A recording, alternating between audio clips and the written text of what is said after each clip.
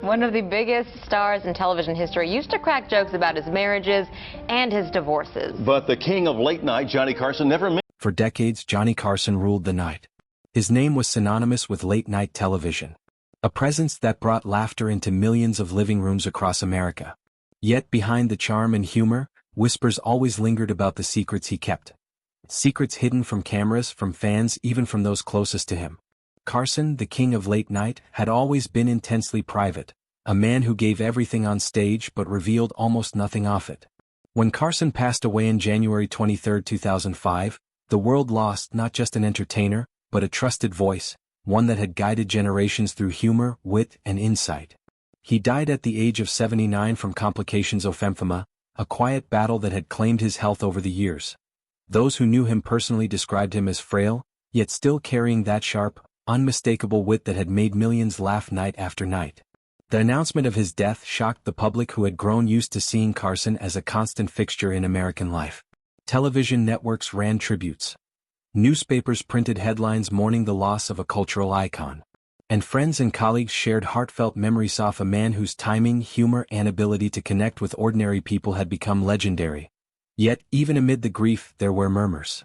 Rumors that his private life held mysteries, secrets locked away, and rooms never entered. Boxes unopened, letters unsent, items that might reveal a side of Carson the public had never seen. Biographer Bill Z once described Carson as an enigma, a man who gave everything on stage and nothing once the curtain closed. That mystery only fueled the curiosity of fans and journalists alike. What had Carson kept hidden? If his deepest thoughts had been shielded during his life, would his estate now reveal them? Soon after his passing, estate executives began the painstaking task of cataloging his possessions, a monumental effort that would uncover not just memorabilia, but a glimpse into the inner world of one of television's greatest figures. In 1984, Johnny Carson made a decision that would speak volumes about his private nature. He purchased a spectacular estate on the bluffs of Point Dume in Malibu, California, paying $9.5 million, a staggering sum at the time. For Carson, it was more than a home. It was a retreat, a sanctuary far removed from the relentless attention of the public eye. Here, on 4 acres overlooking the Pacific Ocean and Little Dume Beach, Carson could live beyond the stage lights, beyond the applause, and beyond the cameras. The estate was a masterpiece. Designed by architect Ed Niles, it combined glass, wood, and open space in a way that blurred the line between indoors and out. Gardens bloomed in soft colors. Koi ponds shimmered and exotic birds whispered in aviaries tucked among terraces and orchards heavy with fruit. A 7,100 square feet main house rose at the center of the property. Its soaring glass ceilings and arched indoor arboretum giving the feeling of living within a work of art. Inside, Carson's life unfolded across 3 levels. The upper floor was his private sanctuary with sweeping ocean views, dual offices, and walk-in closets. The main level was designed for comfort and display, an expansive kitchen, terraces, a media room, and a wine cellar. Outdoor amenities included a saltwater pool, spa, tennis court, and a pavilion reportedly gifted by NBC. Parking areas and motor courts could hold dozens of cars, echoing the possibility of secrets waiting behind each door, behind each hood, waiting to be discovered. Despite the openness of the architecture, Carson remained a private man.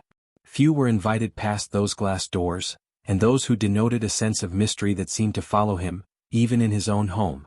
After his death, estate executives cataloging his possessions discover not only awards, photographs, and personal items, but also boxes labeled miscellaneous, cabinets locked without keys, and rooms strictly off-limits, even to long-serving staff. Yet, it was his garage that drew the most attention, a space that would soon reveal the most intimate and surprising treasures of Carson's life. The garage, at first glance, seemed unremarkable, a space for cars, tools, and storage. But as the doors rumbled open, a beam of light revealed a collection that was nothing short of astonishing. Dust swirled in the air, suspended in golden sunlight, hinting at years of careful concealment. What lay before the estate executives was not merely a garage. It was a private museum, a chronicle of Johnny Carson's life, his passions, and his hidden self. Rows of cars lined the space, each one telling a story. A 1939 Chrysler Royal, worn but glowing with history, marked Carson's roots. It had belonged to his father, the car in which he first learned to drive, a symbol of family and memory rather than luxury.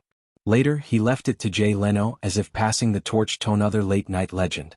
Nearby, a stainless steel 1981 DeLorean DMC-12 stood as a futuristic icon. Its golding doors and polished curves captured the imagination, but Carson's relationship with the car went beyond aesthetics. That he had invested in the DeLorean company, putting $500,000 into its dream. Stories from the past included him trapped inside the vehicle, a moment that became part of his comedic anecdotes, a metaphor for the doors in his own life. Sometimes locked, sometimes refusing to open. Other vehicles included a pristine 1988 Mercedes-Benz 560C, elegant and understated, a choice that reflected his desire for comfort and refinement, and a 1992 Chevrolet Corvette, his final car, symbolizing his last ride and the closing chapter of his love for the open road. A rare 1966 Gear 450 SS hinted Athos' taste for the exotic, the unusual, the hidden pleasures of life. But it wasn't just the cars that revealed Carson's private world. Boxes stacked against the walls, folders tucked behind tool racks, and cabinets locked without keys hinted at stories and reflections that went far beyond automobiles. One assistant, prying open a folder, discovered a single sealed envelope. The handwriting was unmistakable. Johnny Carson's. Inside were letters, personal notes, reflections, even messages to his children.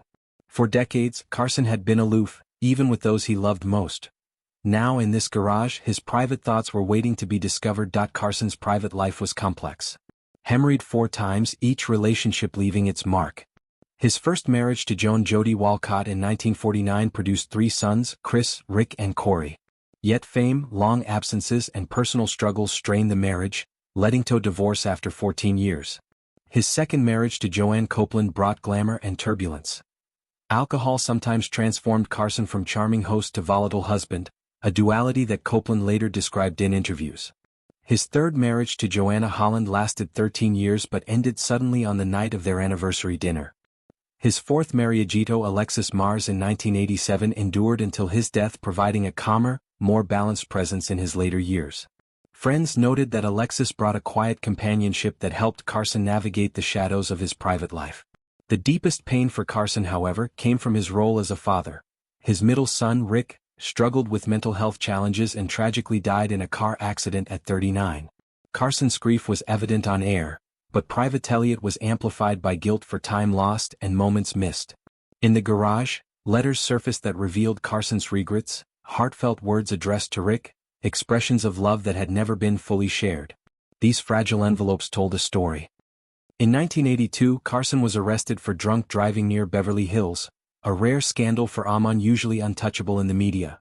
Behind the scenes, however, the consequences of his personal battles went much deeper, affecting marriages, relationships, and his own sense of self.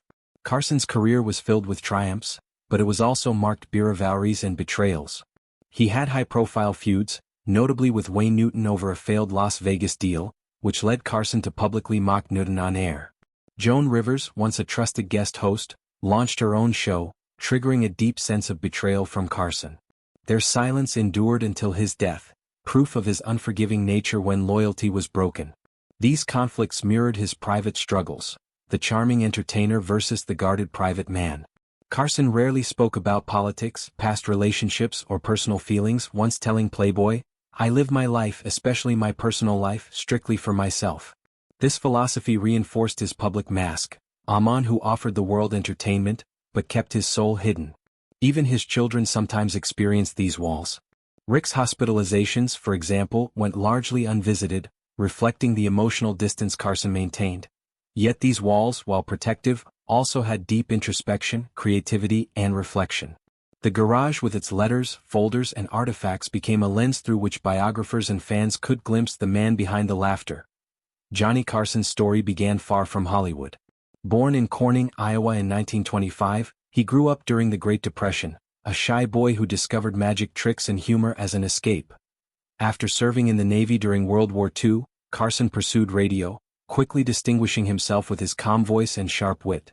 By the 1950s, television emerged as the future of entertainment, and Carson instinctively knew it was his medium. He hosted Who Do You Trust? Before seizing the opportunity that would define his life, taking over The Tonight Show in 1962. For 30 years, Carson became the king of late night, blending timing, humor, and empathy to connect with audiences nationwide. His farewell in 1992 drew over 50 million viewers, a testament to the indelible mark he left on American culture. Awards and recognition followed: 6 Emmys, a Peabody, the Governor's Award from the Television Academy, the Presidential Medal of Freedom in 1993, and honors from the Kennedy Center. Yet his true influence extended beyond accolades. He became the standard by which late-night hosts measured themselves. Jay Leno called him the gold standard. David Letterman considered him the best ever. Conan O'Brien and Jimmy Fallon studied his rhythms, his delivery, his mastery of timing. Carson was a performer and a teacher even in silence. While the public remembered Carson as polished, disciplined, and ever-charming, The Garage revealed another layer. Scripts never aired, monologues discarded, notes reflecting on life, fame, and loneliness. All these surfaced among the boxes. Here was a man wrestling with questions he never voiced aloud, confronting fame's cost and the solitude behind applause. Some biographers argue that Carson's public persona was the ultimate performance. Others suggest the Garage writings proved a vulnerability unseen in camera. Either way, these documents illuminated a deeply self-aware individual, someone acutely conscious of the joys, regrets, and ambiguities of life. They painted a portrait of a man who for decades balanced public laughter with private contemplation. An artist whose medium extended beyond comedy told the very shaping of his life narrative. Johnny Carson's life was a blend of laughter, secrecy, love, loss, and discipline. Behind the television screen, he navigated private challenges, feuds, and family struggles. The Garage discoveries added depth to his story, proving that even the most polished public figures have hidden dimensions. His influence remains unmatched. Comedians and hosts continue to measure themselves against his craft, drawing inspiration from the timing, wit, and humanity that made Carson iconic. Yet, The Garage reminds us that legacy is complex, a mixture of triumphs, mistakes, and private revelations that in the end, Carson's story is a testament to the duality of public life. A man beloved by millions, yet deeply private, whose laughter filled homes while his thoughts remained carefully guarded. The world adored Johnny Carson, but only through spaces like his Garagito we glimpsed the layers beneath the laughter. The man who wrestled with life's mysteries, leaving behind a legacy that is as human as it is legendary. Johnny Carson was a master of timing, a magician of words whose humor appeared effortless. But behind the laugh lines and monologues lay a man who studied human behavior meticulously. Every pause, every glance, every deadpan joke was calculated, honed through years of observation and experience. Those who worked with him on The Tonight Show knew that Carson's comedic genius was not simply talent. It was discipline. Colleagues recall his meticulous preparation. While the audience saw a relaxed, witty host, backstage Carson rehearsed jokes, memorized guest quirks, and envisioned every possible outcome of an interview. His humor was often self-deprecating, a tool that allowed him to disarm guests while maintaining control of the conversation. Yet, few ever saw the quieter side of his humor, the notes he left for himself, the scribbled ideas and folders tucked away in his garage, the reflections on why a joke worked or didn't. Even as fame surrounded him, Carson remained humble and private.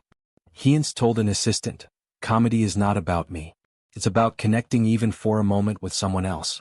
That philosophy extended beyond the stage. The Garage, filled with scripts, letters, and personal items, revealed that his humor was intertwined with thoughtfulness and introspection. A man whose laughter masked a deep awareness of life's fleeting moments. Though intensely private, Carson maintained a circle of close friends and mentors who shaped both his life and career. From Ed McMahon, his longtime sidekick, to writers and producers who worked behind the scenes, these relationships were integral to the success of The Tonight Show. McMahon in interviews often described Carson as a man of contrasts, brilliant yet reserved, charming yet enigmatic, generous yet fiercely protective of his privacy.